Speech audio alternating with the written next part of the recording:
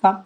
Então, o que vai acontecer? Né? A gente primeiro, eu disse para vocês como é que fazia o procedimento para gerar um intervalo de confiança, quando você assumia, né, que a sua variância populacional, né, ou seu desvio populacional, quando você assumia que ele era conhecido. Tá? Só que essa hipótese, ela é, na maior parte dos casos, né, se você não conhece a média populacional, por que razão você vai conhecer o desvio padrão populacional, a variância populacional? Né? Em geral, né, obter informações sobre o desvio padrão e a variância pode ser até mais difícil do que sobre a média. Tá? Então, é muito irreal, né, você supor que esse sigma é conhecido, no caso. Então, em geral, o que você vai ter é uma situação na qual tanto a média populacional quanto a variância populacional são desconhecidas. E aí, como é que você vai proceder? Então, o que você vai fazer? Você vai, né, estimar a média populacional pela média amostral e você vai estimar a variância populacional pela variância amostral. Tá? Então, naquela fórmula que você tinha a padronização, o que você vai fazer? Você vai substituir o que aparecia antes como sigma ao quadrado, você vai substituir exatamente pelo S ao quadrado, que é a sua estimativa do sigma ao quadrado. Tá bom? Então, de certa forma, você vai padronizar a média amostral, só que agora, em vez de usar o sigma ao quadrado, você vai usar o S ao quadrado. Tá? Então, quando você faz esse novo tipo de padronização, a variável que você vai obter não é exatamente uma normal. Tá? O que você vai obter é algo que se parece com o que a gente chama de uma t-student, tá? Ou t de student. Vocês vão ouvir muito falar dessa variável, tá? Quando vocês forem fazer intervalos de confiança e testes de hipótese. Então, essa variável, tá? Ela tem um parâmetro também que a gente chama de graus de liberdade. Tá? Então, quando você faz essa nova padronização para a média amostral, né, trocando o sigma ao quadrado pelo S ao quadrado, você obtém aproximadamente agora essa variável que a gente chama t-students com n-1 graus de liberdade. Tá? Então, onde esse n aqui é exatamente o tamanho da amostra. Tá? Obviamente, quando o n é muito grande, por exemplo, se você tiver uma amostra de tamanho 1000, tá? Essa T de student, ela cada vez fica mais parecida com a normal padrão. Tá? É isso aqui que a gente tem nesse gráfico aqui. Tá? Então, aqui nu, tá? Esse valor nu representa o grau de liberdade da minha variável T de student. Tá? Então, em geral, essa T de student, ela também vai ter essa forma simétrica. Em geral, não, ela sempre vai ter essa forma simétrica em torno do zero, tá? Parecida com a curva gaussiana, né, da normal. Só que ela vai ter uma cauda um pouquinho mais pesada, quer dizer, vai ter uma cauda com mais área. Tá? Aqui em preto, que é o grau de liberdade igual ao infinito, é exatamente uma normal padrão. Tá? E aí eu tenho amarelo, rosa e azul, são diferentes densidades da T de student, tá? Com grau de liberdade igual a 1, 2 e 5. Tá? Então você vê que a gaussiana tem uma cauda muito mais fininha, né, enquanto que a T de student tem uma cauda um pouquinho mais grossa, mas que quando eu vou aumentando o grau de liberdade, essa cauda vai se afinando e a densidade vai se aproximando da densidade de uma normal. Tá? Em outras palavras, né, quanto maior o tamanho da amostra, mais parecida essa T de student vai ficar com uma normal padrão. Tá? Mas ela é importante porque muitas vezes dentro do laboratório você não vai ter uma amostra de tamanho 1000. Tá? Você também não vai ter uma amostra de tamanho 300, às vezes. Você, em geral, quando você vai para o laboratório, ainda mais na universidade, que tem pouco, uma universidade como a nossa, que tem poucos recursos, né, a gente vai ter amostras pequenas. Tá? Você vai gerar lá 5 vezes, 10 vezes, 20 vezes. Tá? Então, quando você for gerar intervalos de confiança, né, relacionados a essas amostras que você está colhendo, né, você vai usar uma T de students. Né? Se você gerar uma amostra de tamanho 5, você vai ter uma T de students de grau com 4 graus de liberdade. Se você gerar se você tiver uma amostra de tamanho 20, você vai ter uma T de students com 20 graus de liberdade. Calma aí. Estou sendo atacado aqui por um gato. Ai.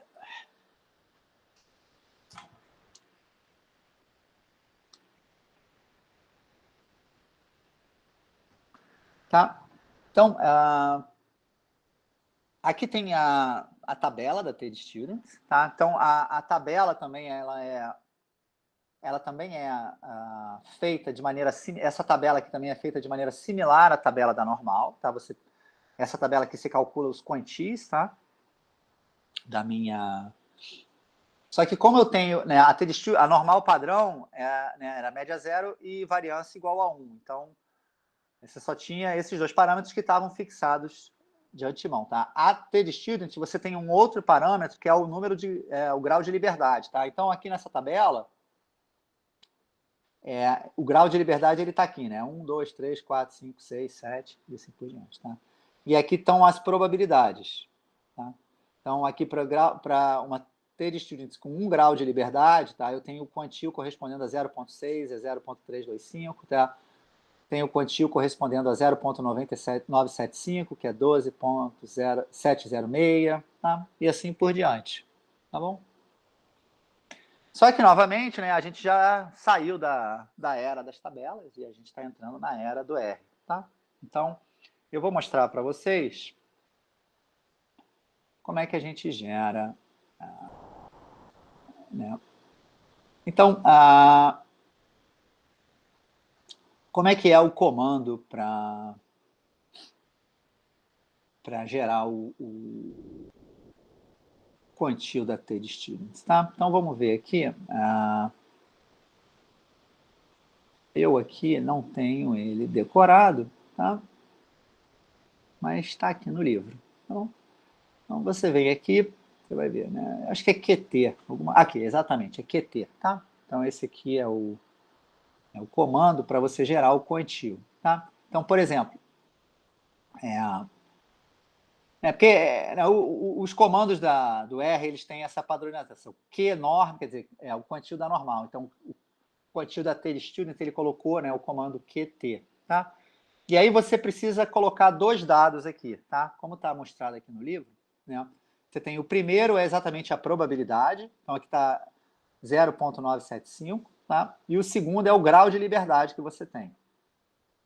Tá? Lembra que nesse exemplo aqui do livro eu tinha 36, o tamanho da amostra era 36, então o grau de liberdade é 36 menos 1, que é 35, tá bom? Então, por exemplo, se eu for gerar, né, 0,975, né, com 35 graus de liberdade, o que eu obtenho? Eu obtenho esse número aqui, né, que é o quantio, né, da 2,03, que é exatamente o que está escrito aqui. Tá bom? E aí você vê também que eu gero, assim eu posso gerar também, né, os valores da minha tabela, né? Deixa eu sair aqui do... Né? Por exemplo, se eu quero olhar, vou pegar aqui Desculpa, eu vou pegar aqui uma TED-Students com 5 graus de liberdade, tá? E vou olhar exatamente para o quantio correspondendo a 0,98, tá? Então, a gente vai ter que obter o número 2,757, tá? Ou até um número mais preciso do que isso, tá? Então, eu venho aqui, vou lá, né? Quantio, só que agora eu vou colocar 98 e 5 graus de liberdade. Tá, vou lá. O que eu obtive? 2,756509. Quando eu venho aqui na tabela, né? Então, está aqui, né?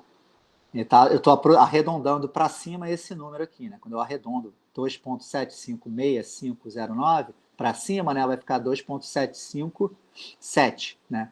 É exatamente o que eu tenho aqui, né? 2,757. Tá? Vocês querem que eu faça mais algum exemplo aqui do quantio?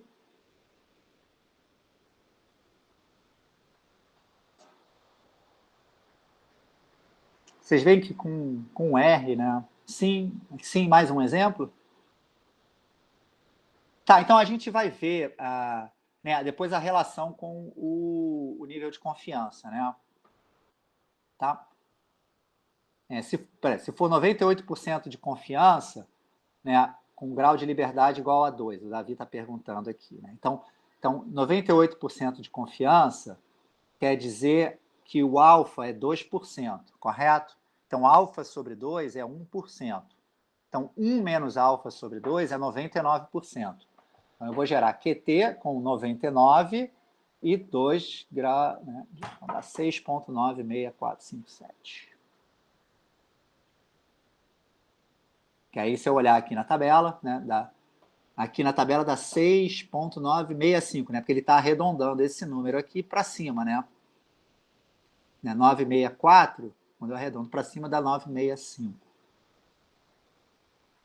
Beleza?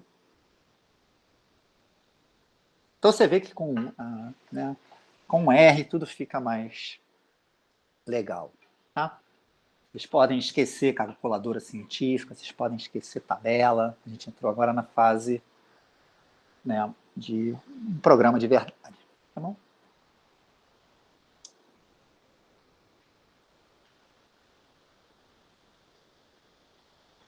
Alguma pergunta sobre essa parte da T-Students? Né?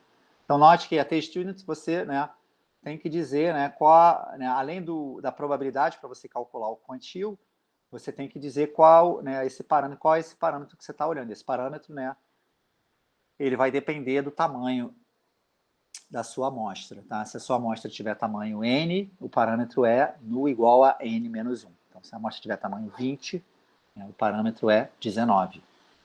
Tá bom? Então, aqui, voltando à apresentação. Tá?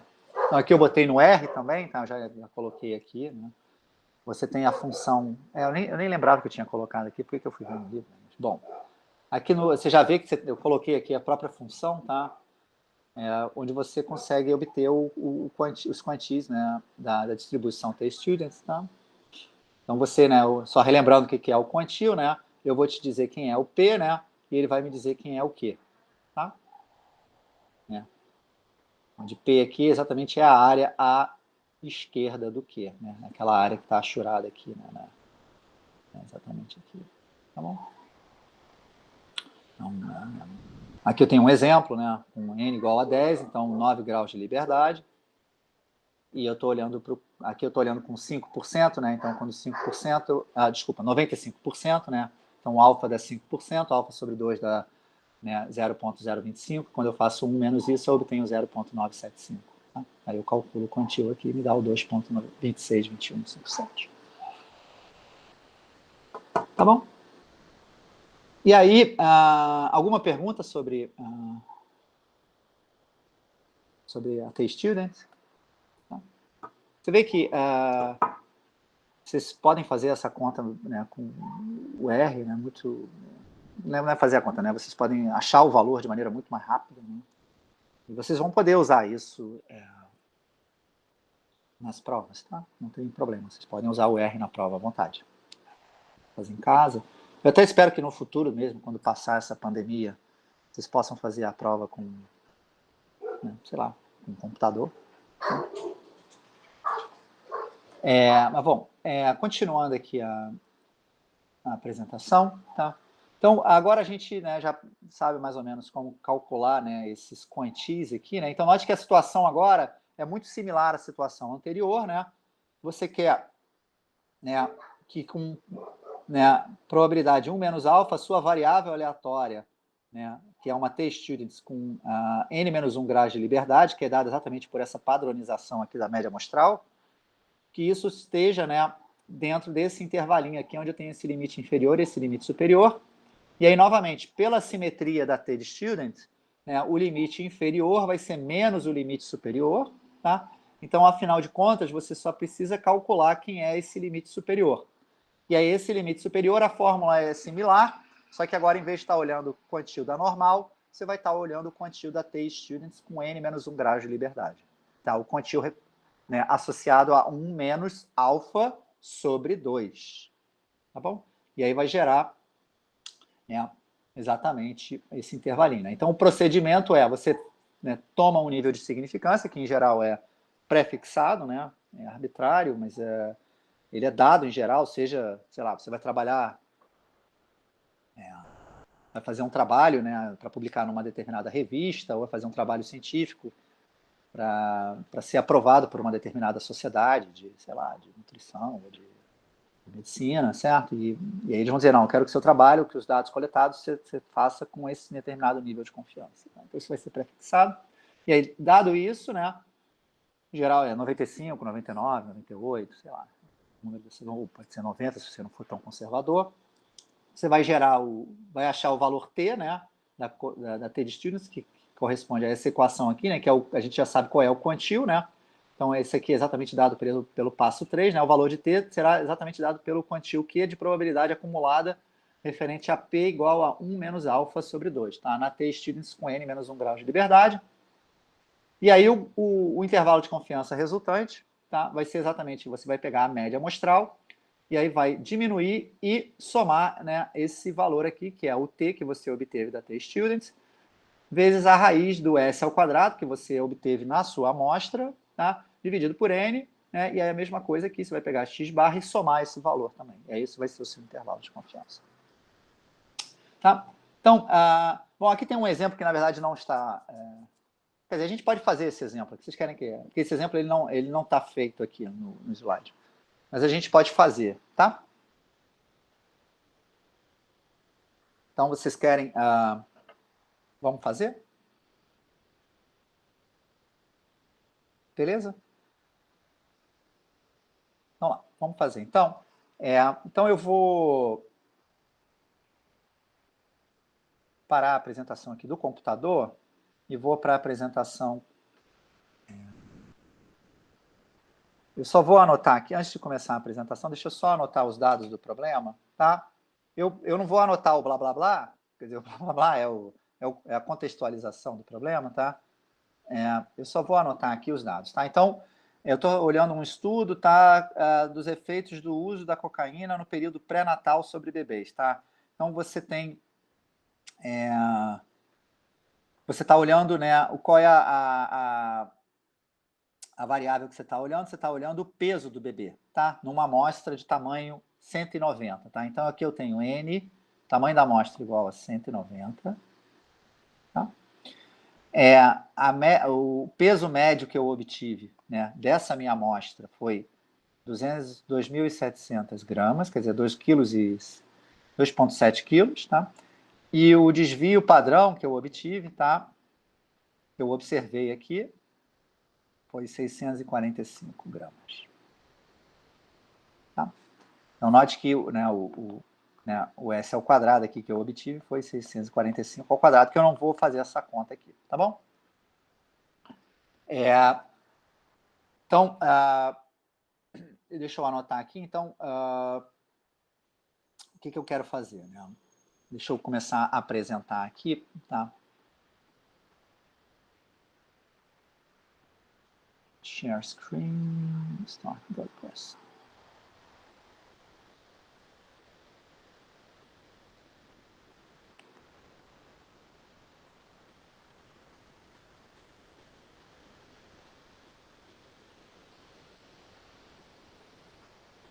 Tá bom? Então, aqui eu anotei os dados aqui no meu quadro negro, tá bom? E aí, quem vai ser o intervalo de confiança? Né? Então, eu vou escrever aqui, vou abreviar, tá? Então, meu IC, tá? Qual era o nível de confiança que eu pedi aqui, tá? Então, eu quero, né, 1 menos alfa igual a 98%. Quer dizer, 98% é o quê? 98 sobre 100, tá? Então, isso aqui é igual a 0,98. Ok? Então, eu quero um intervalo de confiança dessa forma. Então, só lembrando, né, quem vai ser qual é a fórmula que eu tenho para o intervalo de confiança que a gente viu? Né, eu vou ter x barra, né, para essa que eu observei, né, t vezes a raiz do meu s ao quadrado dividido por n, né, x barra mais esse t raiz do s ao quadrado dividido por n. Tá? E aí agora eu vou plotar os valores aqui. Né? Então, eu já tenho, né, quem é o x barra, quem é o s, quem é o n. Então, eu preciso determinar agora, para fazer a conta, quem é o t, correto? Então, quem vai ser o t? Então, o t, né, como eu expliquei aqui, né, o t vai ser exatamente, né, o quantil da t de student tá? Com quantos graus de liberdade? No caso, n menos 1, então eu vou ter... Qual era o tamanho da amostra?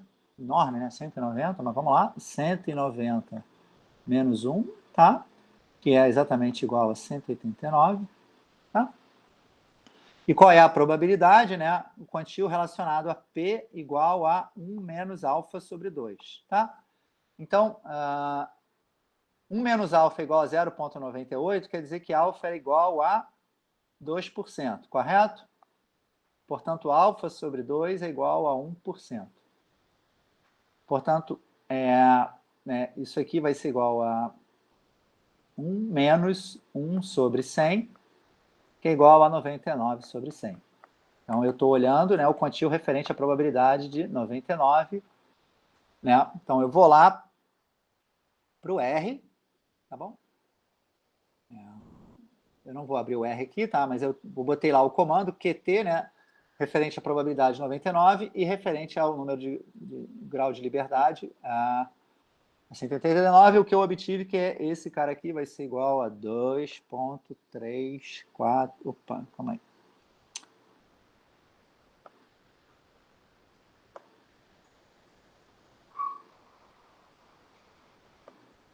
Dois ponto 3,4624. Tá? Essa é a aproximação que eu... o valor impreciso que eu obtive do T. Tá? Então, agora fica tudo muito simples. Por quê? Porque agora eu vou simplesmente substituir os valores. Tá? Então, eu vou ter... Né? Opa, desculpa. X barra, né, que era o limite inferior do meu intervalo, menos, né, T vezes a raiz, né, de S ao quadrado dividido por N, né, vai ser igual que... Quem era o meu X barra? Era, né, 2.700, tá? Menos o T, 2,34624, tá? Quem era o S? Era 645, né, que é o S, né, a raiz de S ao quadrado é S, né, dividido por raiz de 189. Tá? E aí eu não sei calcular de cabeça a raiz, eu venho aqui, né, square root of 19189. Tá? Eu já vim aqui no R também, porque o meu R também calcula a raiz quadrada, então vai ficar 2.700 menos 2,34, 624, 645 dividido por 13,74773, tá? E aí eu venho e faço a conta aqui no R também, né?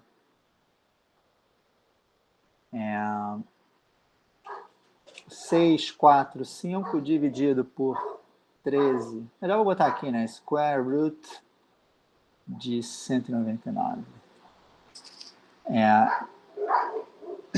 Então, isso aqui vai dar 2.700 menos 2,34, 0,24 vezes 4691,685.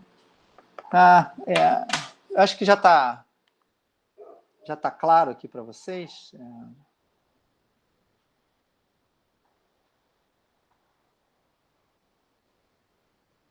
Já está claro para vocês como é que continua a conta?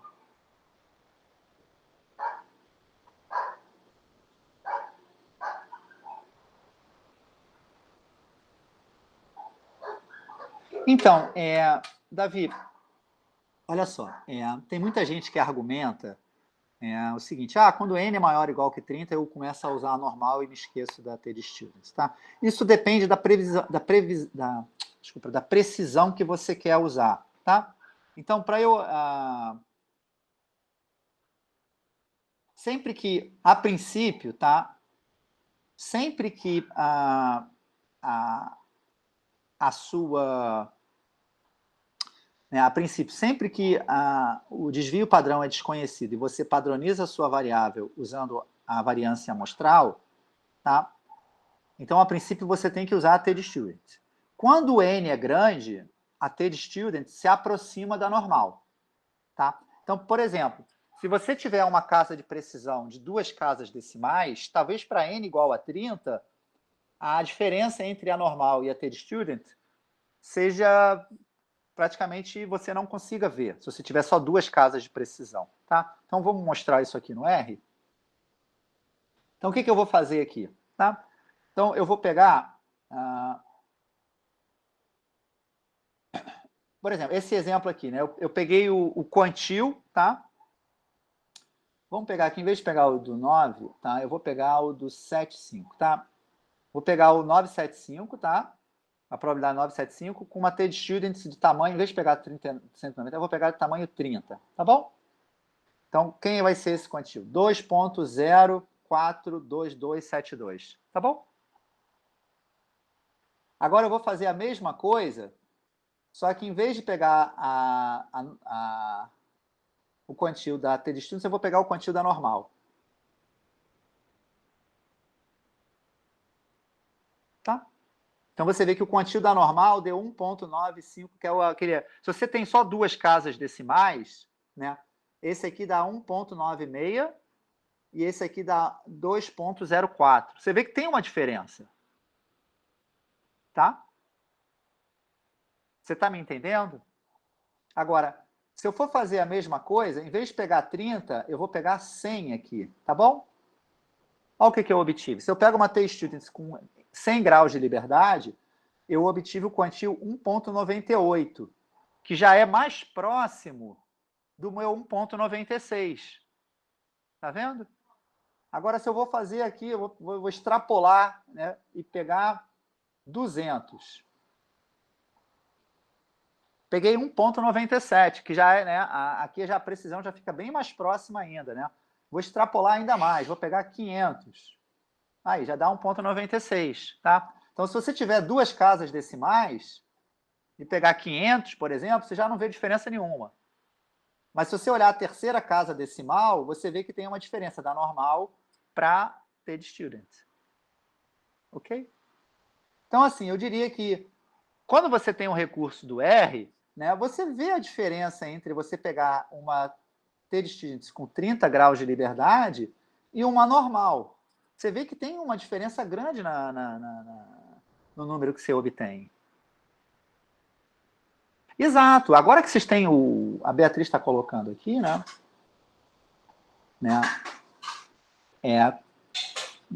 Vale a pena continuar com a T-Student, né? Pela precisão. Exatamente. Né? Quando você está fazendo um trabalho desse, né? Você está fazendo uma análise estatística, a precisão é tudo. Tá? Então, por isso que é mais uma razão para vocês usarem o R. Né? Com R aqui você gera números, né, com 4, 5 casas de precisão. Tá? Então, e quando vocês olham essa precisão mais fina, vocês veem que tem uma diferença. Ok? Tem uma diferença. Em geral, o intervalo que você... Como a t-student tem uma cauda um pouquinho maior do que a normal, em geral, o intervalo que você vai gerar com a t-student é um pouco maior do que o intervalo que você vai gerar com a normal. Né? Você vê que o quantil da t-student ele vai se aproximando do quantil da normal, mas ele sempre é maior. Né? Aqui, por exemplo, deu 2.04, né? O da normal é 1.96, com 2 casas de precisão. Quando você olha para 100 graus de liberdade, dá 1.98, que é maior do que 1.96. Quando você olha para 200 graus de liberdade, dá 1.97, que ainda é maior. Né? Então, você vai se aproximando por cima. Você vai, em geral, gerar intervalos um pouquinho maior. Tá? Você vai ser mais conservador. Tá bom? Mas isso é importante, é importante. E é como eu disse, em geral também no laboratório você não vai ter amostras muito grandes. Ainda mais na UFRJ. Você vai gerar amostras pequenas, né? Tamanhos de dezenas ainda. Né? E você vê que quando você tem dezenas, você tem uma diferença grande dos quantis. Tá? Então esse 30 aí, Davi, eu não confiaria nele não. Tá? Novamente, quando a gente viu aqui usando o R, né, que para quando você quer duas casas de precisão, você tem que pegar, você tem que pegar,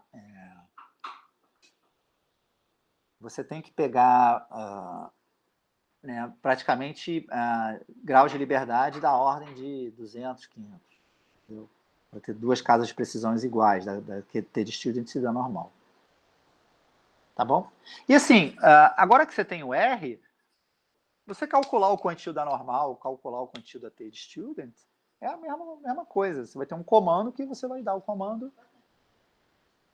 tá? E aí você calcula, tá bom?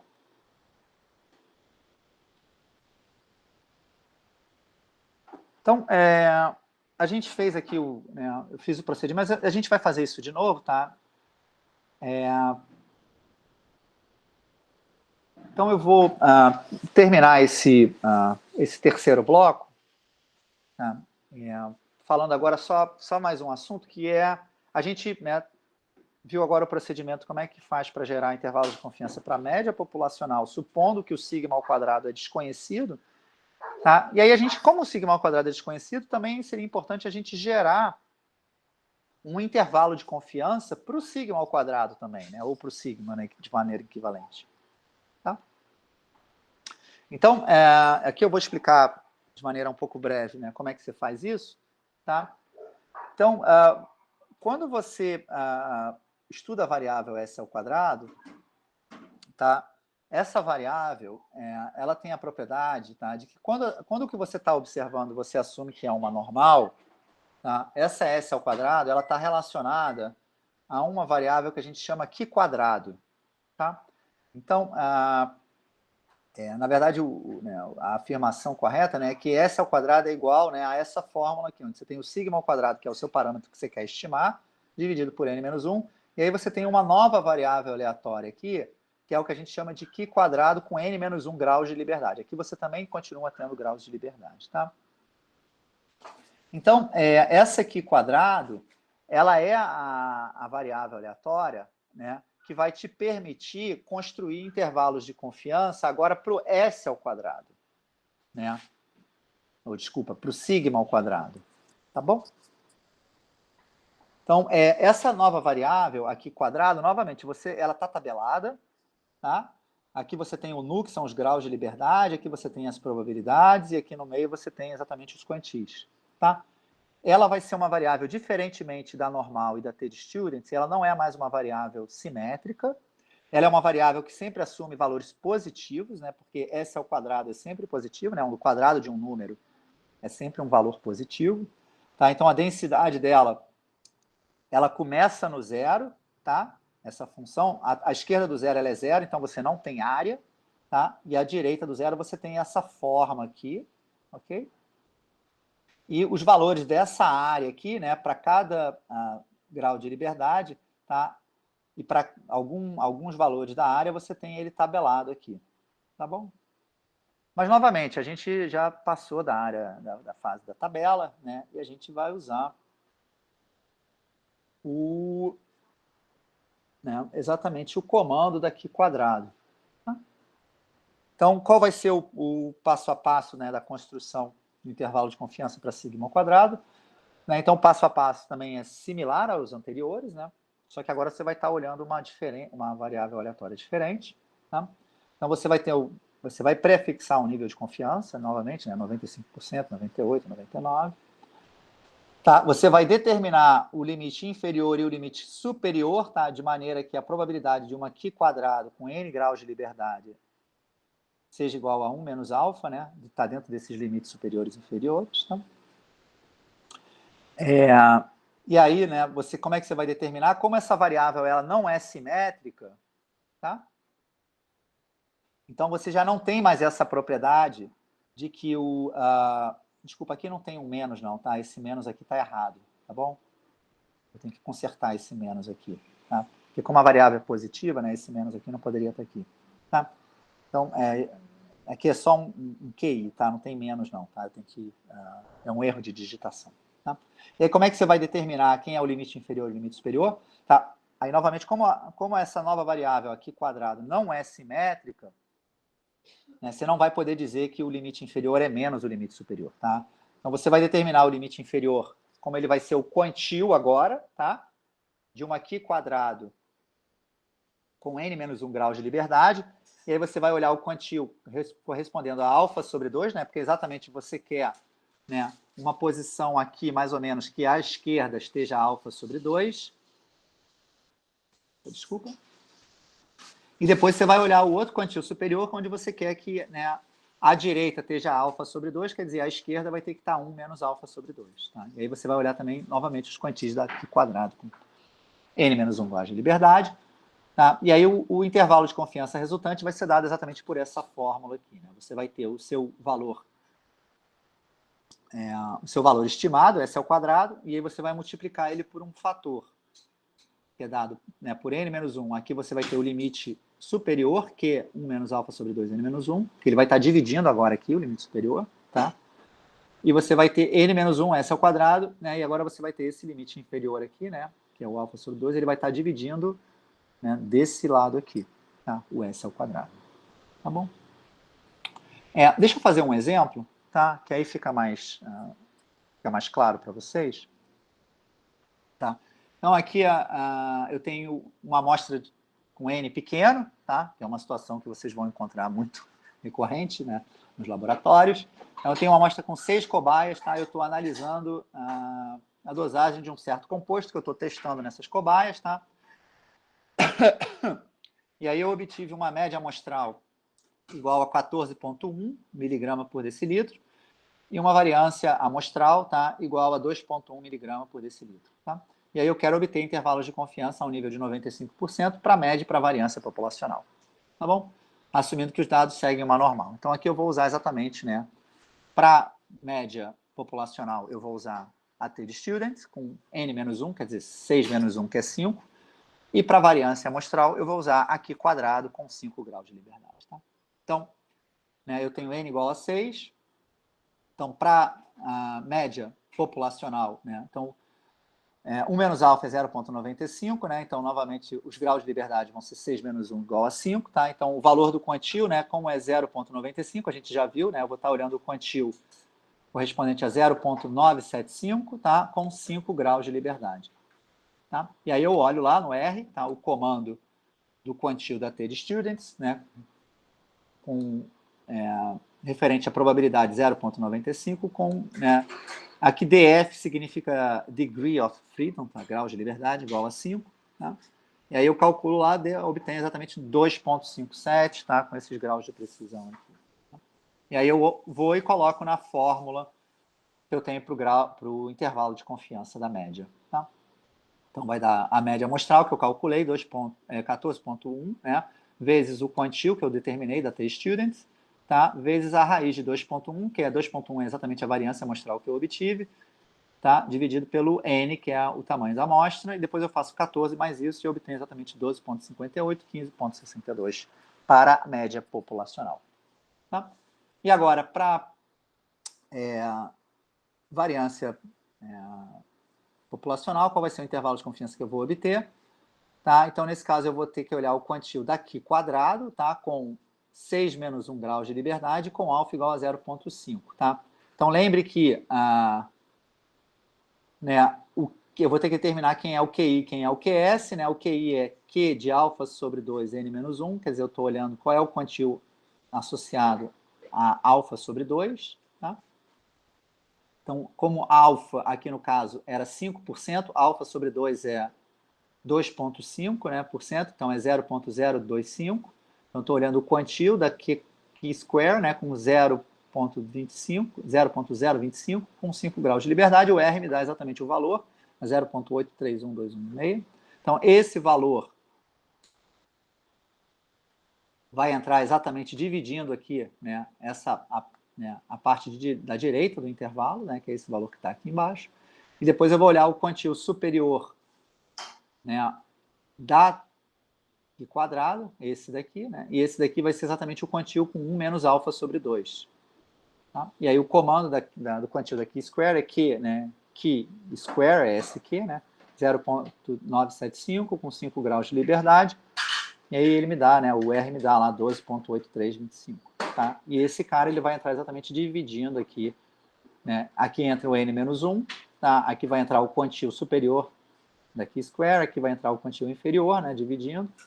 E o 2,1 é exatamente o valor do S ao quadrado. Então aqui, né, no final das contas, eu obtive um intervalo de confiança para a variância, né, dado exatamente por isso daqui. Se eu quisesse um intervalo de confiança para o desvio padrão, eu calculo o intervalo de confiança para a variância e depois eu tomo a raiz desse cara e tomo a raiz desse cara. Aí eu obtenho um intervalo de confiança para o desvio padrão. Tá bom? Eu sei que foi um pouco rápido essa parte. Deixa eu parar aqui a gravação.